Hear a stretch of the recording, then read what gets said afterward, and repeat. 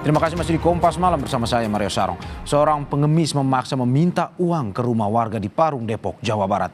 Bahkan pelaku mengaku sebagai malaikat dan memaki warga. Udah ibu, astagfirullah. Saya juga lagi ujian ini. Ditinggal. Udah ya. Hati di jalan.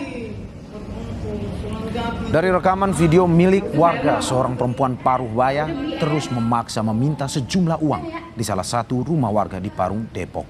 Menurut pemilik rumah, pengemis itu kerap datang ke rumahnya dan meminta uang.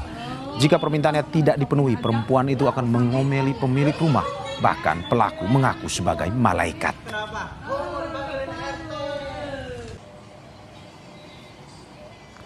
Udah ibu, astagfirullah. Saya juga lagi. Menurut pemilik rumah, perempuan itu sudah kerap meminta uang ke rumah warga. Namun kali ini pelaku meminta uang tambahan dan sempat minta dibolehkan masuk ke dalam rumah.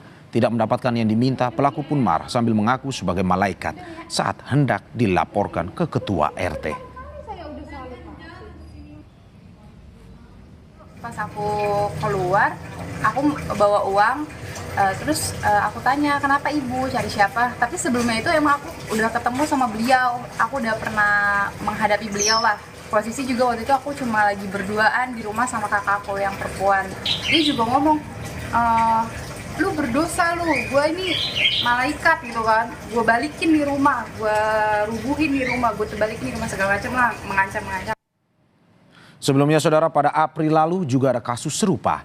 Di daerah Bogor, Jawa Barat, ada seorang perempuan paruh baya yang meminta sedekah dengan memaksa.